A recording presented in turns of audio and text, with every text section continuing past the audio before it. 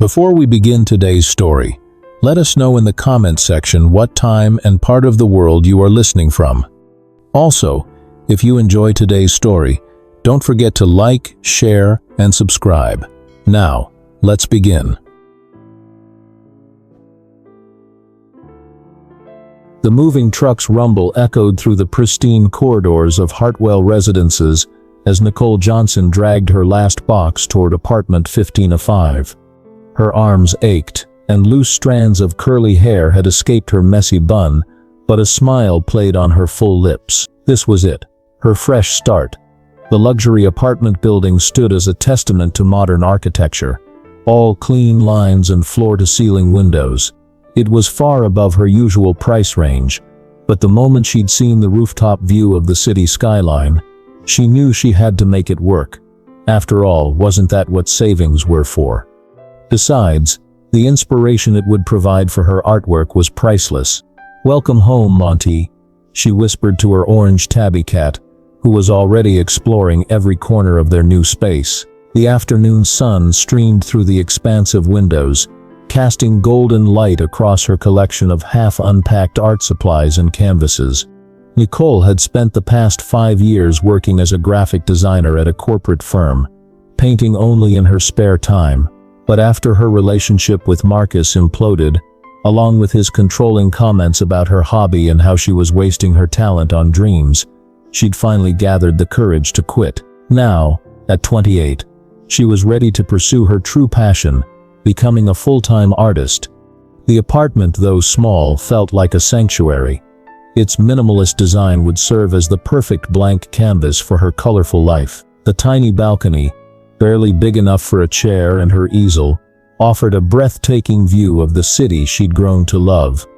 As she began unpacking her art supplies, she hummed softly to herself, a habit that had always helped her think. The melody grew stronger as she worked, her rich voice carrying the tune of an old jazz standard her foster mother used to sing. That's when she heard it, 3 sharp knocks on her door. Opening it, Nicole found herself face to face with what could only be described as a human sculpture. Tall, impeccably dressed in a charcoal suit that probably cost more than her rent, with features that seemed carved from marble. His dark hair was perfectly styled, and his steel-gray eyes held all the warmth of a winter storm. "Good afternoon," he said, his voice clipped and professional. "I'm Travis Hale from 1506. Nicole's artist's eye couldn't help but appreciate the aesthetics of his face, even as his rigid posture screamed disapproval. "Hi, I'm Nicole Johnson. Just moved in today." "Yes, I gathered that from the moving truck and your enthusiastic singing." His eyebrow arched slightly. "While I appreciate musical expression as much as anyone, perhaps you could keep it to more reasonable hours, and preferably indoor." Nicole felt heat rise to her cheeks, partly from embarrassment, but mostly from indignation. It's 2 p.m. on a Saturday. Indeed, and sound carries quite effectively through these walls and across balconies. Some of us work from home and require a certain level of quiet professionalism. The way he said it, as if explaining something to a child, made Nicole's spine stiff.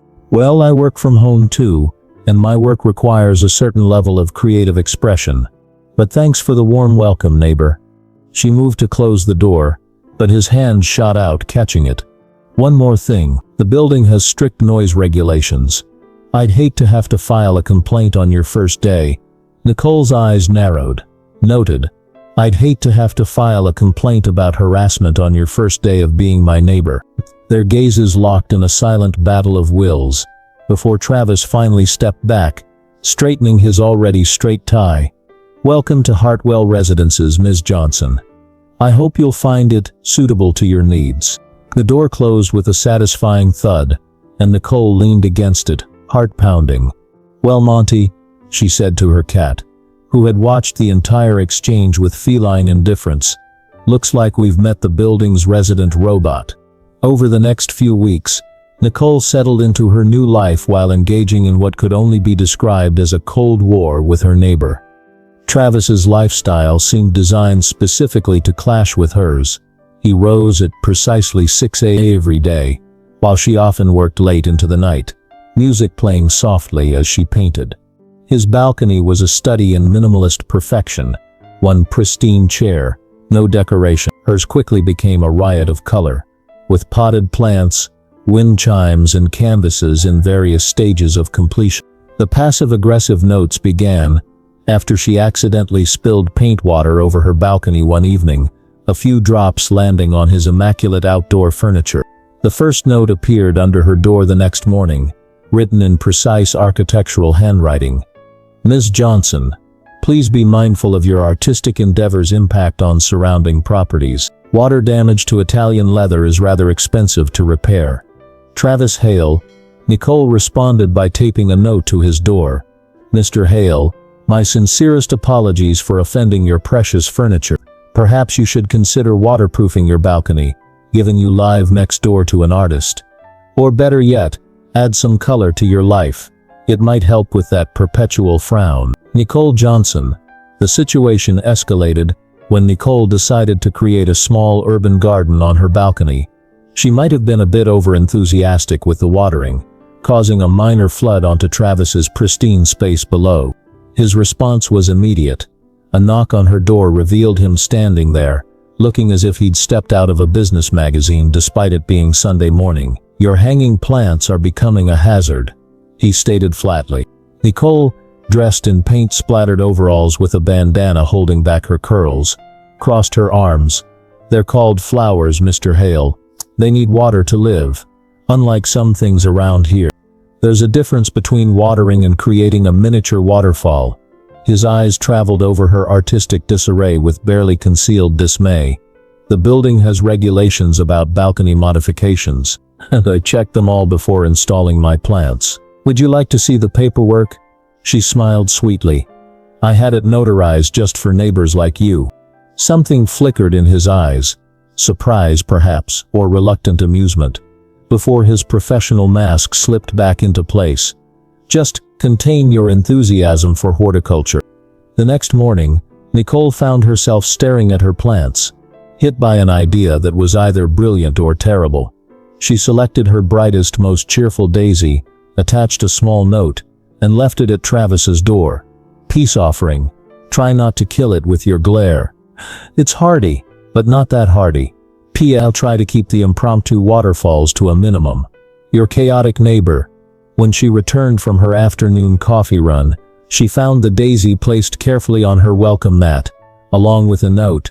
Ms. Johnson, while I appreciate the gesture, I prefer to keep my space free of potential maintenance requirements. However, your acknowledgement of the waterfall situation is noted. Travis Hale. P.S. The plant appears to be a Gerbera jamesontiae, not a common daisy. If you're going to attempt to brighten my day, at least be botanically accurate. Nicole couldn't help but laugh. She picked up the flower, noting that despite his rejection, he had clearly taken the time to water it. The soil was still damp. That evening, as she painted on her balcony, she could have sworn she felt eyes on her from next door. But whenever she glanced over, Travis appeared completely absorbed in his laptop, his profile illuminated by the setting sun, sharp and uncompromising as ever. What she didn't notice was how his typing would slow when she sang softly to herself, or how his eyes would occasionally drift to the splash of color she had brought to their shared wall of the building. And she certainly didn't see him pick up a pencil after she'd gone inside, sketching the way the sunset had played across her features as she worked. In the privacy of his pristine apartment, Travis Hale found himself doing something he hadn't done in years, drawing something other than buildings. The rough sketch captured a moment, a free-spirited woman lost in her art, surrounded by plants and color, completely unaware of how she had begun to crack the carefully constructed walls around her neighbor's ordered world. He promptly filed the sketch away in a drawer, telling himself it was merely an architectural study of light and shadow. But that night, for the first time in years, he left his balcony door slightly open, allowing the soft sounds of Nicole's music to drift in as he worked late into the night. The war wasn't over, far from it, but perhaps the battle lines were beginning to blur.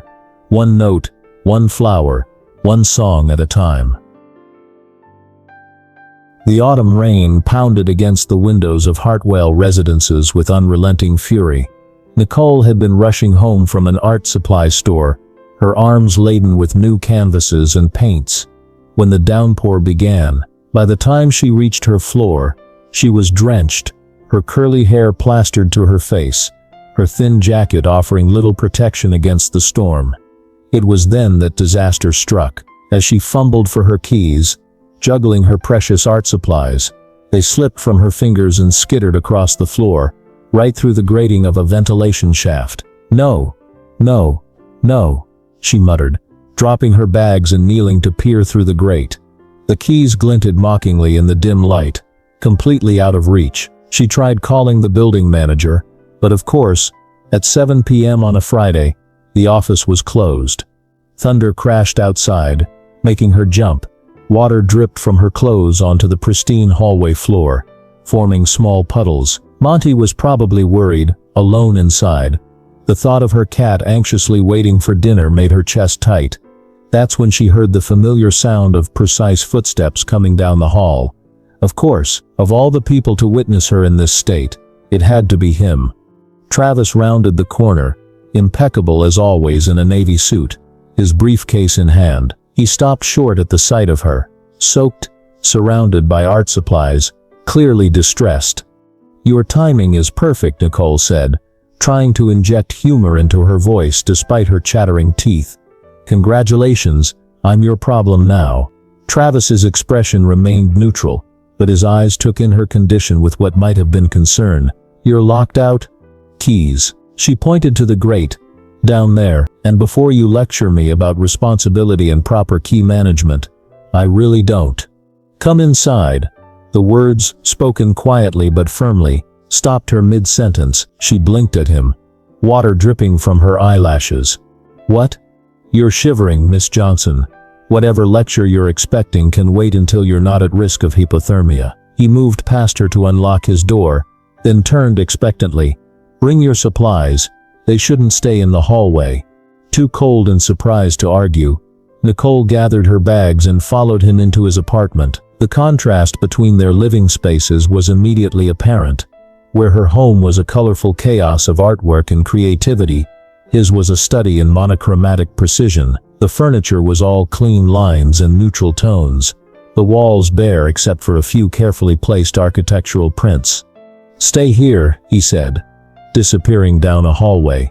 He returned moments later with a thick gray sweater and a fluffy towel. "The bathroom is the first door on the right. You can change there."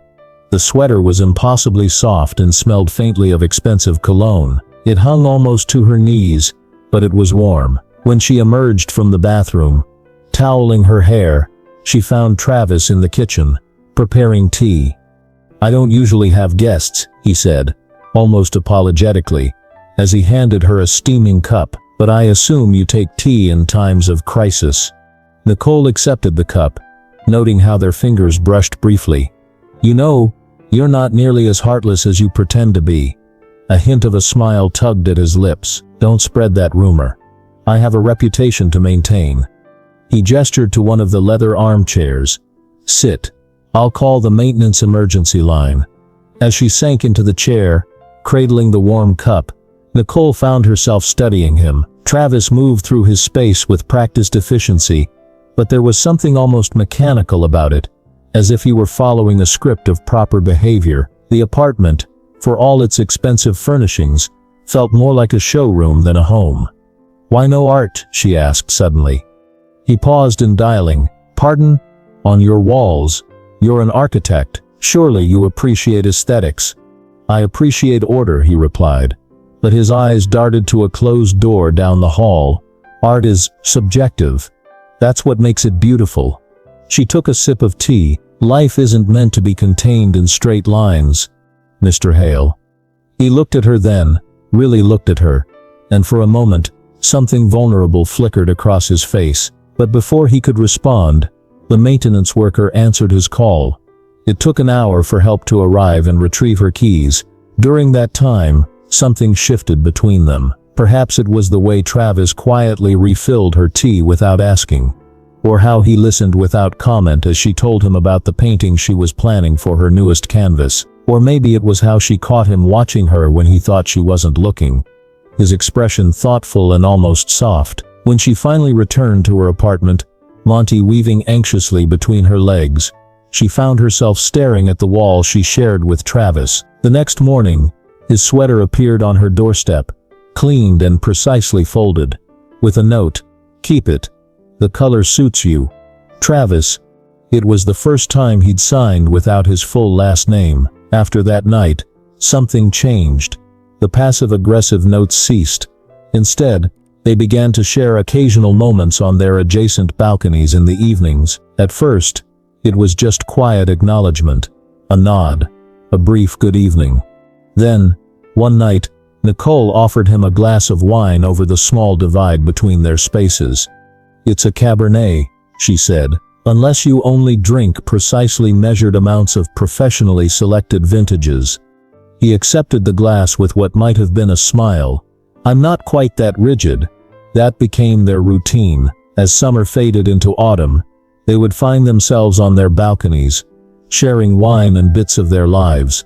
Nicole told him about growing up in foster care, about how art had been her escape and her voice when words failed. "My foster mom, Rose, she used to say that art was how the soul speaks when the mouth can't find the words," she said one evening, watching the city lights flicker to life below. "She was the first person who ever bought me real art supplies." Travis was quiet for a moment, swirling his wine. "My father believed in measurable success," he finally said. "Architecture was acceptable because it was practical. Art was for dreamers.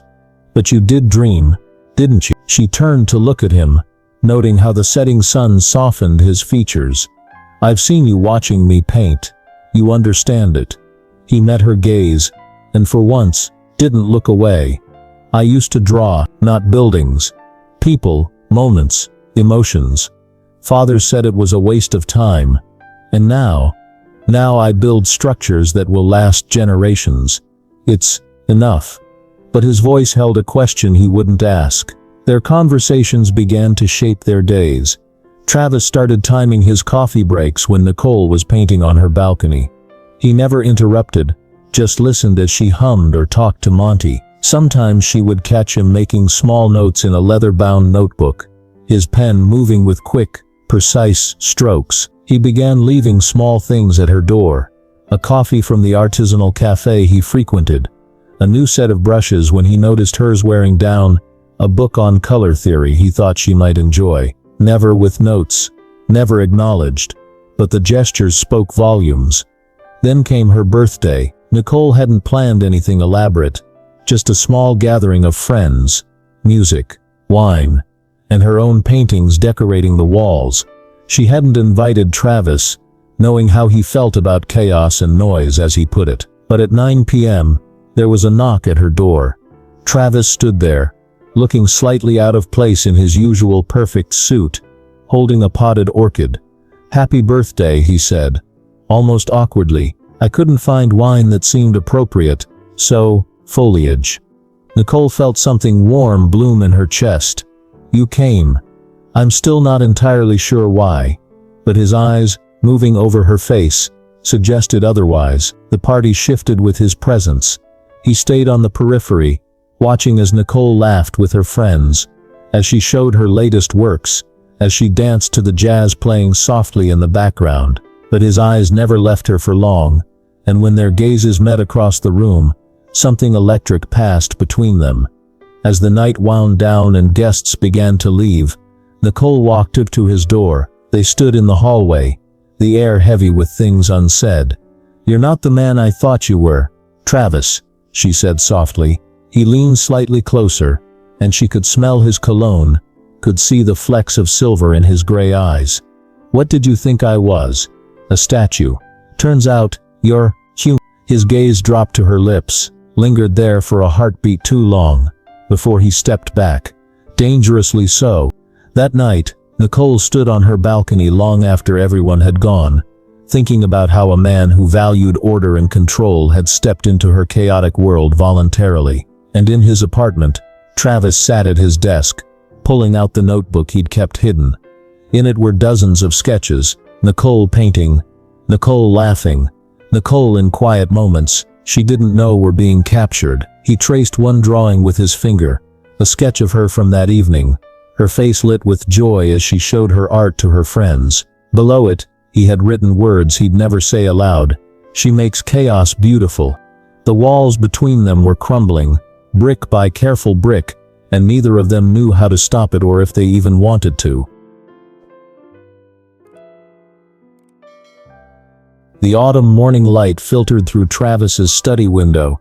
As he sat at his desk, architectural plans pushed aside in favor of his leather-bound sketchbook. His hands moved with practiced precision, capturing the way Nicole had looked the previous evening on her balcony, hair wild in the wind, barefoot as always, lost in her painting. These drawings had become his secret indulgence, a collection of moments stolen through glances and memories, page after page filled with her. Nicole sipping coffee in the early morning light, Nicole dancing while she cleaned her brushes, Nicole curled up in her chair reading with Monty in her lap. Each sketch was accompanied by small notes in his architect's hand, the exact shade of brown in her eyes, the way her laugh seemed to start in her shoulders before bubbling up, the precise curve of her smile when she caught him watching her. He was so absorbed in his work that he almost missed the commotion outside. Almost. The sound of raised voices drew him to his window. Below, in the building's entrance courtyard, stood Nicole, and she wasn't alone. A man Travis didn't recognize had her backed against a decorative column, his posture aggressive despite the public setting. "You can't just walk away from us, Nick," the man's voice carried up to Travis's window. "5 years together, and you just disappeared." "Marcus, let go of my arm." Nicole's voice was steady, but Travis could see the tension in her shoulders. "We're done. We've been done for months." Travis was moving before he consciously made the decision, his sketchbook forgotten on his desk. The elevator ride felt endless, his usually careful composure cracking with each floor he descended. He emerged into the courtyard just as Marcus grabbed Nicole's wrist more forcefully. "You're acting crazy, baby. This whole artist thing, it's cute, but it's time to come home. Come back to reality. I believe the lady asked you to let go." Travis's voice cut through the air like ice. Both Nicole and Marcus turned to look at him. Nicole with surprise, Marcus with anger. "And who the hell are you?" Marcus sneered, still gripping Nicole's wrist. Travis stepped closer, his expression perfectly controlled despite the rage building in his chest. The man who's watching her smile return. "You don't belong here anymore." Marcus released Nicole's wrist, turning his full attention to Travis. "Oh, I get it. You're the reason she won't come home. Some stuck-up suit thinking he can play hero." "Marcus, stop it." Nicole moved to step between them, but Marcus shoved her aside. The moment Marcus's hands pushed Nicole, something in Travis snapped. His carefully maintained control evaporated as he caught Marcus's next wild swing, deflecting it with a precision that spoke of expensive boxing lessons his father had insisted upon in his youth. The fight was brief but intense. Marcus, running on anger and wounded pride, threw himself at Travis with untrained fury. Travis, despite his usual aversion to chaos, moved with calculated efficiency. He blocked most of Marcus's attacks, but one lucky punch caught his jaw, splitting his lip. Security arrived quickly, alerted by other residents. As they dragged Marcus away, he shouted threats and obscenities, but Travis barely heard them. His focus was entirely on Nicole, who stood trembling but unharmed. "Are you okay?" she asked, reaching up to touch his split lip with gentle fingers. "I'm so sorry I dragged you into my mess." He shrugged, trying to ignore how her touch sent electricity through his skin. "It's fine." That evening found them in Travis's apartment, Nicole insisting on tending to his injuries despite his protests.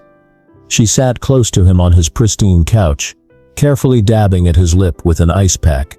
"I never thought I'd see the day when perfectly pressed Travis Hale would get into a fistfight," she said softly, her free hand resting on his knee. "Yes, well, He was disrupting the building's aesthetic. His attempt at humor fell flat as their eyes met. "How did you know?" she asked. About my smile returning. Travis swallowed hard, suddenly aware of how close they were. "I notice things. It's part of being an architect, paying attention to details." "Is that why you draw me?" His heart stopped. "What?" "I saw your sketchbook once, through your study window. I wasn't snooping. I just note where." Her hand moved from his knee to his face, finger tracing the bruise forming on his jaw. "You see me, Travis? Really see me? Not just the chaos and the noise you complained about when I first moved in." Nicole. His voice was rough with emotion he usually kept buried.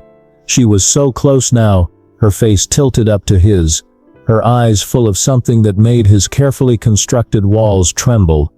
Their lips were inches apart, the air between them charged with months of unspoken feelings. Travis leaned in slightly, his hand moving to cup her cheek.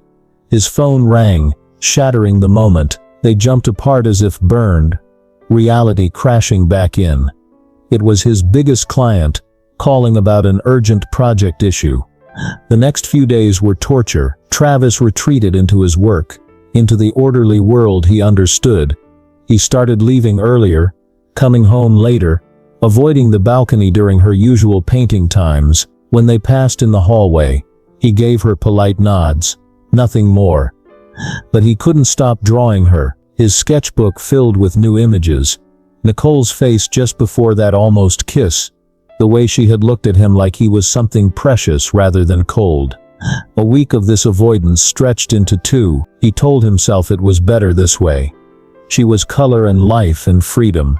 He was structure and control and carefully maintained distances. Their worlds couldn't mix without destroying everything he'd built his life around. Then came the midnight confrontation. He was working late in his study when he heard it, the soft tap of something hitting his balcony door. Then another. Looking out, he saw Nicole on her balcony, throwing small pieces of her art eraser at his window. Against his better judgment, he opened the door. "It's midnight, Ms. Johnson." "Oh, so we're back to Ms. Johnson now." She stood there in paint-stained pajamas, looking both beautiful and furious. "I thought you were proud, Travis. Turns out you're just scared." "Nicole, no, let me finish. You've spent so long building these perfect walls around yourself, measuring every emotion, controlling every reaction. And the moment something real threatens to break through, you run." Travis's jaw clenched. "I've built my life on control. You unravel it with a laugh." "Maybe it needs unraveling." She was fully crying now, tears streaming down her face. "Maybe that's what love is supposed to do. Mess up our perfect plans and make us feel things we can't put in neat little boxes." The word love hung in the air between them. Travis gripped his balcony railing, knuckles white. "You infuriate me," he said quietly. She lifted her chin. "Likewise. You make me want things I shouldn't want. Feel things I can't control." He moved closer to the edge of his balcony, near enough to see the tears clinging to her eyelashes. "You paint all over my carefully drawn lines, and you make me want to stay inside them." Her voice softened. "You make chaos feel less scary." "Nicole," her name was a prayer on his lips. "You captivate me. Every moment, every day, you captivate me." In one fluid movement, he stepped onto the small ledge between their balconies, something he would have called recklessly dangerous just months ago, and crossed to her side. His hands found her face, thumbs wiping away her tears. "If we do this," he whispered, "I can't promise I won't try to organize your paint bottles or straighten your canvases." A watery laugh escaped her. "If we do this, I can't promise I won't keep singing off-key at 7 a.m. I've grown rather fond of your morning concerts." And finally, he kissed her. It was nothing like the almost kiss in his apartment. This was desire and tenderness, and months of longing poured into a single moment. His fingers tangled in her curls as her arms wound around his neck, pulling him closer. She tasted like coffee and paint and freedom. and he knew with absolute certainty that his life would never be the same. When they broke apart, both breathing heavily, Nicole pressed her forehead to his. "Your tie is crooked," she whispered with a smile. "Your fault entirely." He kissed her again, softer this time. "Stay with me tonight? Just to talk?" She nodded, and they spent the rest of the night on his balcony, her curled in his lap as he pointed out architectural features of the surrounding buildings, her adding color commentary about how she would paint them. Their worlds began to blend, his structure holding her chaos, her color filling his lines. And in his study, the sketchbook lay open to a new drawing. Nicole in this moment, peaceful in his arms, with words written beneath in his precise hand. Some forms of chaos are worth embracing. The transition from neighbors to lovers brought a new rhythm to the Hartwell residences. Travis's strict routines softened to accommodate Nicole's spontaneity, while her chaos found unexpected comfort in his structure. Their dating life became a beautiful blend of their contrasting worlds. Their first official date was characteristically them. Travis had planned an elegant dinner at an upscale restaurant, while Nicole surprised him by suggesting they first visit an interactive art exhibition.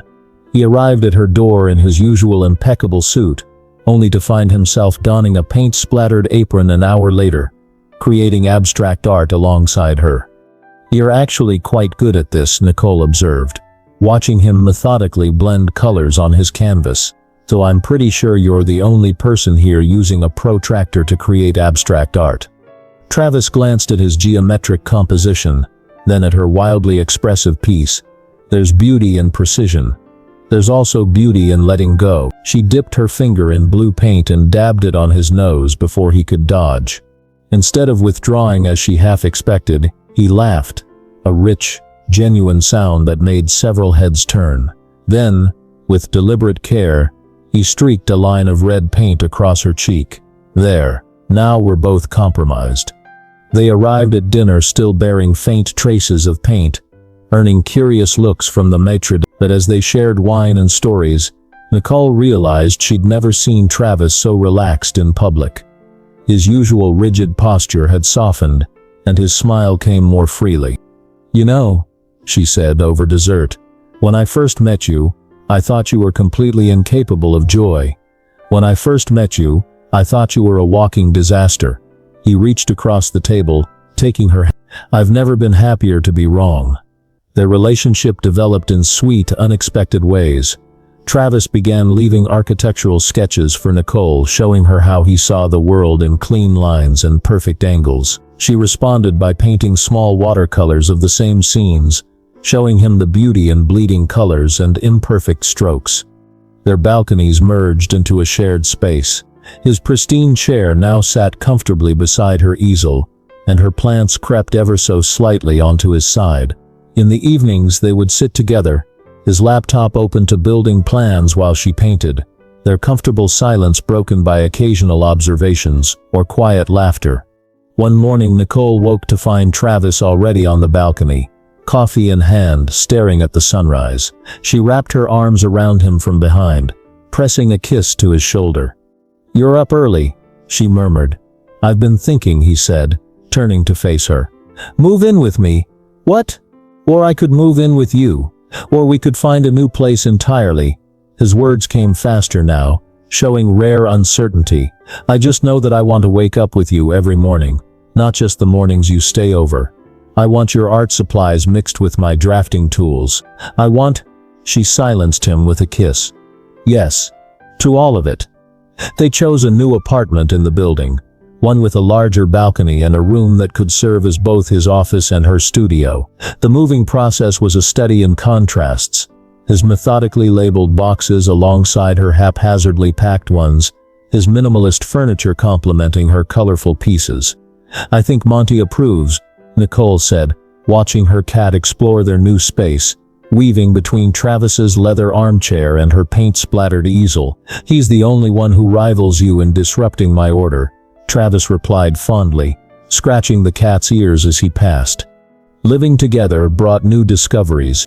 Nicole learned that Travis hummed classical music while he showered, and that he secretly loved her messy Sunday morning pancakes. Travis discovered that Nicole organized her paints by emotion rather than color, and that she talked in her sleep, usually about art. Their work lives began to intertwine as well. Travis's architectural clients started requesting her murals for their buildings, while her art galleries benefited from his eye for space and presentation. They challenged and complemented each other in ways neither had expected. 6 months into living together, Travis began acting strangely. He took mysterious phone calls, disappeared for long lunches, and spent hours in his office with the door closed. Nicole tried not to worry, but anxiety crept in. "Is everything okay?" she asked one evening, finding him distracted during their usual balcony time. "Perfect," he answered, too quickly. "Just busy with a new project." The project was revealed on a rainy Sunday morning. Nicole woke to find the apartment empty, except for a note in Travis's precise handwriting. "Get dressed. Wear something that can get paint on it." Travis. Intrigued, she followed his instructions. A car was waiting outside to take her to an address she didn't recognize. An old warehouse in the artistic district. Inside, she found Travis standing in the middle of an enormous empty space, surrounded by blank canvases and paint supplies. "What is this?"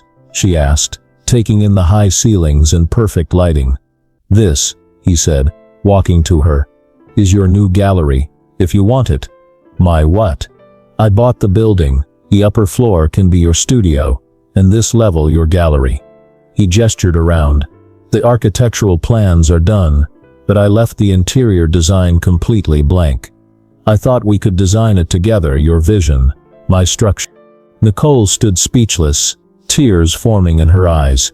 "But first," Travis continued, reaching into his pocket and dropping to one knee, "I need to ask you something else." The ring he held was unique, a perfect balance of order and artistry, with a geometric setting holding a vibrantly colored stone. "Nicole Johnson," he said, his usual composure cracking with emotion. "You came into my life like a hurricane of color and chaos, and now I can't imagine a world without you in it.